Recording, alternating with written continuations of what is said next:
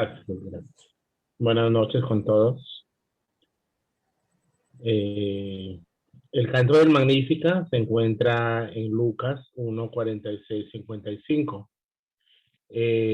Voy a leerlo, vamos a rezarlo, ya que estamos en el rezo del rosario. Lo voy a leer lento para que también nosotros lo vayamos haciendo nuestro, porque yo creo que cada uno de nosotros deberíamos hacer en nuestra vida, por lo menos una vez en la vida, nuestro propio Magnífico, como María. Proclama mi alma la grandeza del Señor. Se alegra mi espíritu en Dios mi Salvador, porque ha mirado la humillación de su esclava. Desde ahora me felicitarán todas las generaciones, porque el poderoso ha hecho obras grandes por mí. Su nombre es santo, y su misericordia llega a sus fieles de generación en generación. Él hace proezas con su brazo, dispersa a los soberbios de corazón. Derriba del trono a los poderosos y enaltece a los humildes. A los hambrientos los colma de bienes y a los ricos los despide vacíos. Auxilia a Israel su siervo, acordándose de su misericordia, como lo había prometido a nuestros padres, en favor de Abraham y su descendencia por siempre. Escuchamos, podemos leer y releer siempre el Magnificat como una oración propia, como les decía, incluso. El Magníficat está también en la lectura de las vísperas, ¿no? Todos los días, como una oración también de la iglesia total. Realmente no es la única vez que se canta aquí en el Antiguo Testamento. Todos aquellos que eran, o por lo menos la mayor parte, que eran favorecidos de Dios también hacían un canto muy parecido al Magnífica. Por ejemplo, tenemos a la mamá de Samuel, que ella canta también el Magnífico, Ana, en Primera de Samuel 2:1-10, allí tenemos este cántico, que no es María no imita este canto, pero por lo menos como una mujer conocedora quizá de la palabra, de la palabra de Dios, también lo canta. El Magnífica realmente es la experiencia de María que dentro de su corazón, dentro de su ser, experimenta la obra salvífica de Dios y se hace parte en esta historia de la salvación como luz de vida también. El Papa Francisco, sí, va a decir un poquito que el Magnífica es el cántico de los Anahuín. ¿Quiénes eran los Anahuín? Los pobres de Yahvé, ¿no? Aquellos pobres que no solamente hablamos de la pobreza como el alejamiento de cualquier cosa material o de cualquier idolatría, sino ese amor profundo por el Señor, ese querer compenetrarse profundamente con el Señor, ¿no? Desde lo más profundo de su ser. Y sobre todo rechazando toda tentación, todo orgullo y acercándose a lo que es la salvación. Estos pobres de Yahvé, los Anahuín, eran, bueno, para la iglesia, para la tradición de la iglesia, también, por ejemplo, Zacarías era uno de los pobres de Yahvé. La misma Ana que hace este canto al Señor que estaba en el templo durante mucho tiempo, y el mismo José y tanta gente que esperaba a Jesús, a la venida de Jesús. Pero vemos aquí claramente, como les decía antes, que el Magnífica es esa, que es la experiencia más profunda de María, que se siente favorecida de Dios, que experimenta el obrar salvífico de Dios en su propio ser y es portadora para la historia de la salvación también. Eh, por Jesús ha venido la salvación, sabemos, ¿verdad? Siempre oramos a Jesús, ¿sí? Siempre, si pedimos la intercesión de María, se la pedimos la intercesión de los santos también, Seguro que a su mamá Jesús le hace mucho más caso, ¿verdad? Sin embargo, sabemos que Dios siempre es bueno. Nos dice, empieza el Magnífica diciendo, proclama mi alma la grandeza del Señor. Por eso le decía que es una experiencia profunda de la salvación, ¿no? De este cántico del Magnífico es una experiencia profunda de María, de que experimenta ese Jesús como Salvador. Luego va a decir más adelante, desde ahora me felicitarán todas las generaciones, y no es por vanagloria, por si acaso, ¿no? No es por vanagloria, sino porque el Señor ha obrado en ella, ¿sí? A veces olvidamos eso, a veces nos gustan los testimonios, nos gusta en una reunión que todo el mundo cuente su experiencia, pero tenemos que contar nuestra experiencia desde el obrar de Dios en nuestra vida. Entonces, eso hace María, ¿verdad? Dice, porque el poderoso ha hecho obras grandes en mí y experimenta además su misericordia. Por eso decía, por Jesús nos ha venido la salvación. Entonces, eh, con esto de los anahuín, también vemos aquí esa humildad de María que puede experimentar también la misericordia de Dios en su vida. Entonces, aquí recordamos un poco todo lo que es María, que se encuentra en esta condición de los pequeños, de los pobres, de los que hablan los profetas, ¿no?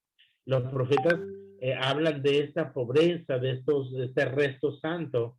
Por ejemplo, también los salmos, nos encontramos con el salmo, por ejemplo, 9, que dice, el Señor, no olvida jamás al pobre, ni la esperanza del humilde perecerá. Entonces, experimentar la misericordia, y no solo ahora, sino de generación en generación. Él hace proezas con su brazo y derriba a los soberbios de corazón, derriba del trono a los poderosos y enaltece a los humildes. A los hambrientos los colma de bienes y a los ricos los despide vacíos.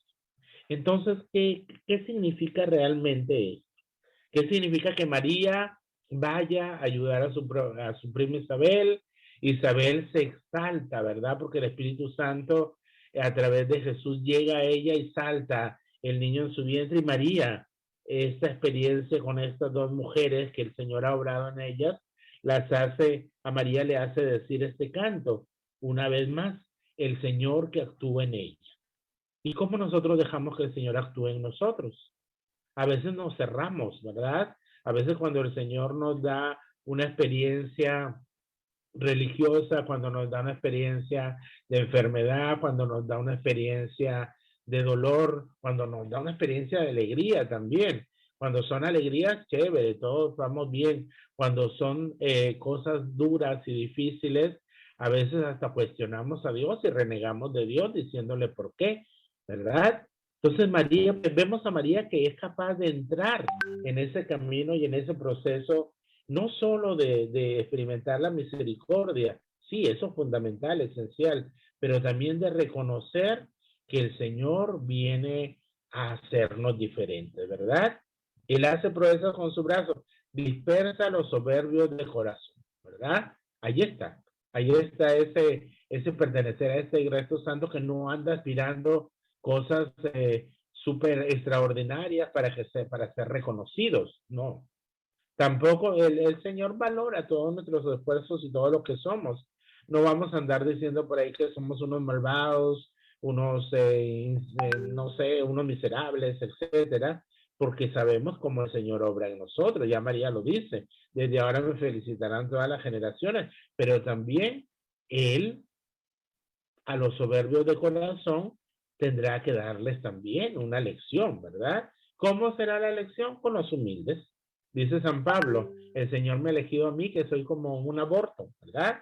Entonces, María también experimenta esta situación de que los portentosos, aquellos que se creen mal, serán abajados. Entonces, la santidad, la misericordia, llega también a través de este texto a exhortarnos hoy día.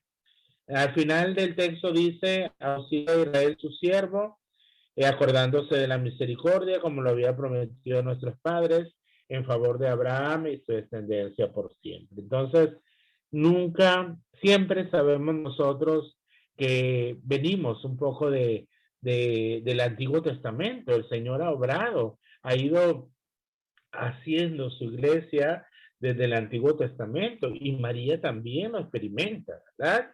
Eh, Todo lo que había prometido a nuestros padres, ¿en quién va a ser cumplido? En Cristo, ¿sí? Y lo dice María. Por eso es una oración tan completa de acción de gracias, de reconocimiento del amor de Dios, como les vuelvo a repetir, de esta experiencia de la salvación.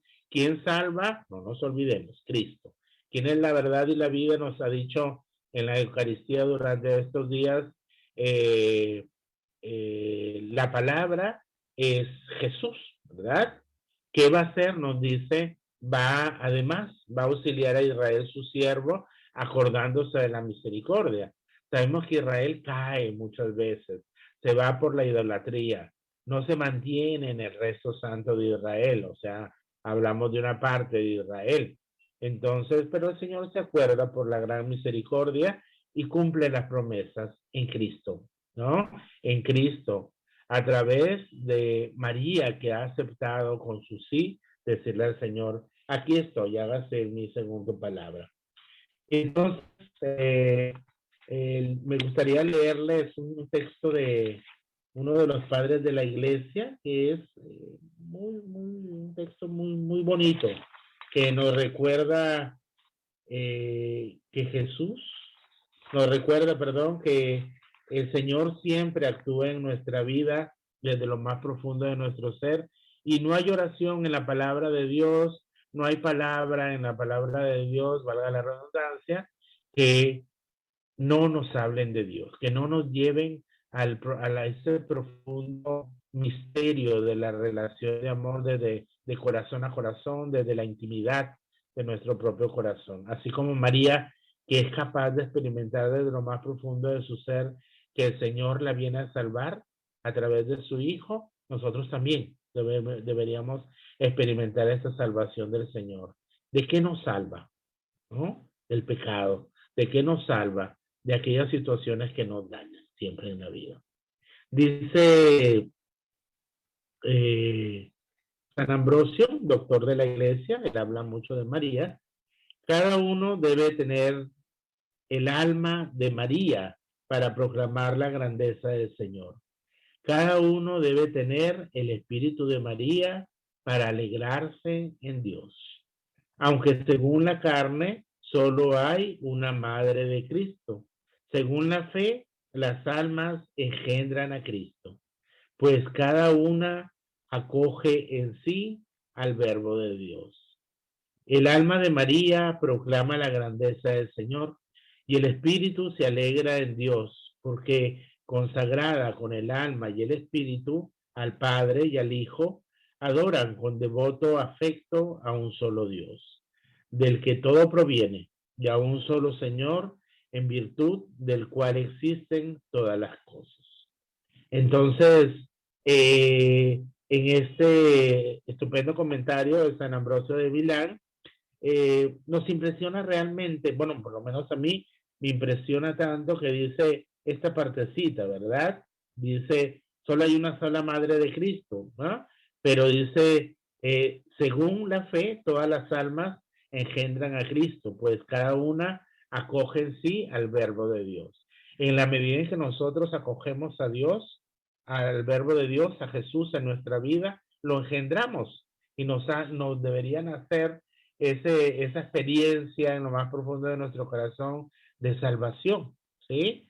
No como una píldora que me sana de mis malos pensamientos, de que no me voy a enfermar o de que no me va a pasar esto, lo otro, no, sino como esa experiencia tan hermosa de la salvación, como nos dice San Ambrosio, el tener a Jesús en nuestra vida, en nuestro corazón, engendra en nuestra alma ese poder decir, sí, Jesús vive en mi vida y también quiero comunicarlo. ¿Y cómo lo comunico? A través de mi experiencia evangelizadora, ustedes como profesores, ¿no? Entonces, tratemos, queridos hermanos, de que cuando leamos el Magnífica o cuando a veces decimos, no tenemos cómo rezar, no tenemos cómo rezar, bueno, busquemos este Magnífica como una oración tan maravillosa y tan buena que nos lleva a Jesús, y al Hijo y al Padre, por el Hijo y al Espíritu Santo.